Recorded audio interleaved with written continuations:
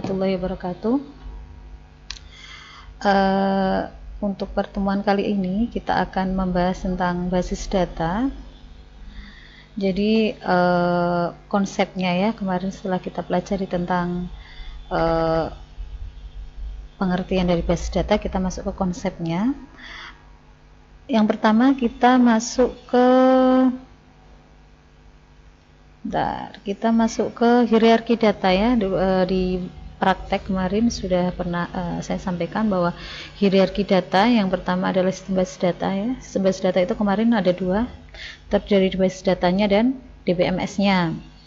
Kemudian di bawahnya basis data ada file, kemudian datanya file ada record, di bawahnya record ada data ya, data item itu field itu, kemudian di bawahnya ada byte, byte itu satu karakter itu nilainya 1 byte, kemudian di bawahnya byte ada bit, karena 1 byte terdiri dari 8 bit, maka di sini bit dulu, bit itu titik biner, atasnya byte, titik biner berjumlah 8 nanti akan membentuk byte, byte akan membentuk data, data itu field itu ya, kemudian field akan membentuk record, record itu adalah kumpulan dari field ya, kemudian kumpulan dari record membentuk file, kumpulan file membentuk basis data, kumpulan basis data diolah dengan DBMS akan menjadi sistem basis data.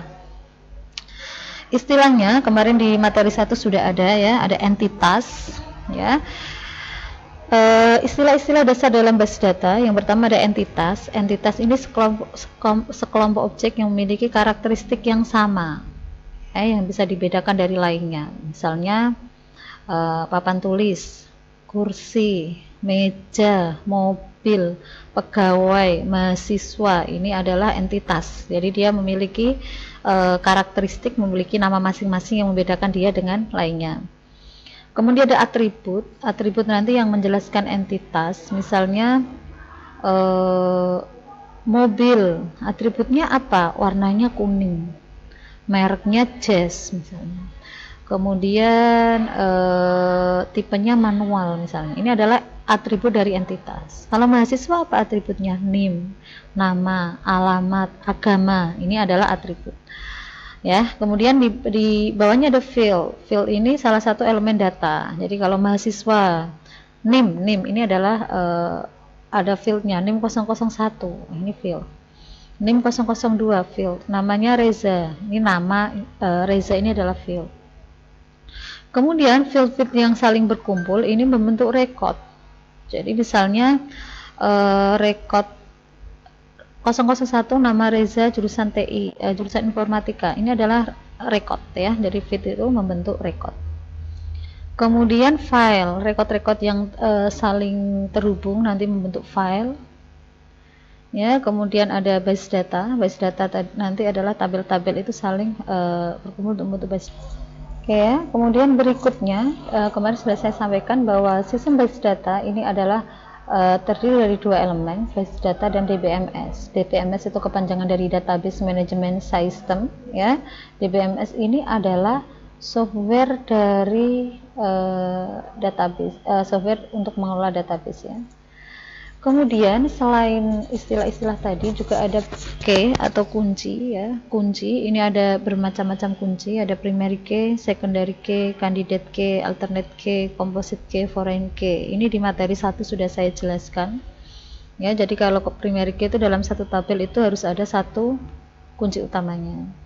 Kemudian kalau tabel lain itu nanti direlasikan, dia kan sudah jadi primary key di tabelnya, tapi dia direlasikan dengan tabel lain, nggak mungkin ada dua kunci primary key, maka dia nanti di sana menjadi secondary key ya. Itu nanti saya contohkan waktu kita akan merancang pakai IRD. Kemudian candidate key ya, itu contohnya sudah ada di materi 1 juga sudah ada ya, ketika dalam satu tabel itu ada dua nama yang unik, satunya jadi primary key, satunya jadi candidate key ya. Kemudian composite key itu kalau yang unik tuh di breakdown jadi dua, misalnya jadwal misalnya hari Selasa ruang 321 itu kan jadi kunci satu kunci gitu ya, hari Selasa 321 itu kan unik. Kalau Selasa saja tidak unik, tapi ketika ada Selasa ruang 321 jadi unik. Nah, ini adalah composite key. ya, ada foreign key tadi sudah saya jelaskan. Kemudian dalam basis data ini ada SQL ya, kemarin sudah saya jelaskan, structure query language. Ini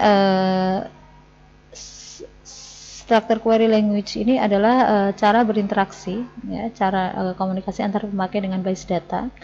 Ini diatur dalam DBMS nanti ya. Kemudian dalam SQL kemarin sudah saya jelaskan ada DDL, ada DCL, ada DML ya. DDL itu struktur atau skema basis data, ya, desain basis datanya. Dulu kemarin saya sampaikan kalau DDL itu ibarat bangunan adalah eksteriornya, gitu ya, kerangkanya. DDL ada 3, ada create, ada alter, ada drop. Sudah saya sampaikan di praktek. Kemudian ada DML, Data Manipulation Language. Insya Allah next praktek ya, kita masuk ke DML. Mulai dari insert data, memasukkan data, kemudian menghapus data, mengubah data ya. Kemudian itu masuk dalam DML. Kemudian yang terakhir ada DCL ya, Data Control Language. Ini untuk kontrol datanya. Kalau saya ibaratkan DDL itu kerangkanya, DML itu interiornya, kalau DCL itu pengawasannya gitu ya, CCTV-nya lah gitu ya. Kalau di sini DCL itu ya manajemen user, keamanannya itu masuk dalam DCL. Bagaimana backup restore-nya itu DCL. Kemudian yang tidak kalah penting adalah tipe data ya. Tipe data dalam basis data itu setiap kolom harus memiliki tipe data yang berbeda. Gitu ya. Jadi misalnya karakter atau dia angka atau dia pilihan gitu ya. Ada char ya, mendefinisikan string ya. N karakter, bila n tidak disetarakan maka panjang karakter adalah 1. Gitu ya.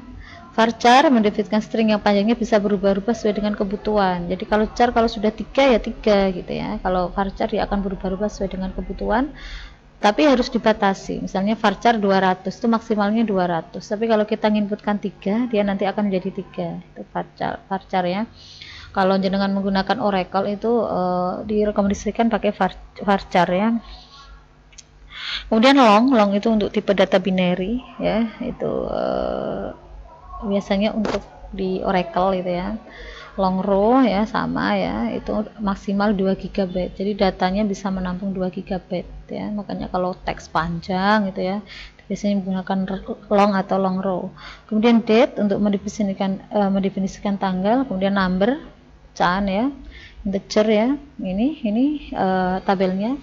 Big in, binary, bit char, date time, decimal, float ya, itu sudah ada isinya, kemudian ukurannya. Nanti bisa dipelajari ya. Kemudian berikutnya nanti akan ada IRD. Ini nanti akan saya jelaskan terpisah. Jadi seperti membuat rumah ini perlu yang namanya merancang ya. Butuh berapa kamar, ruang tamunya di mana, dapurnya di mana. Sama dengan basis data, ini juga sebelum membuat basis data ini harus dirancang dulu. Kok di praktek nggak dirancang dulu, karena kita mainnya praktek dulu gitu ya. Tapi nanti ketika jenengan sudah terjun membuat suatu sistem basis data, maka disitu harus melalui proses perancangan. Nah, perancangannya salah satunya menggunakan teknik IRD, Entity Relationship Diagram. Ini saya sampaikan di pertemuan mendatang ya, karena ini cukup panjang.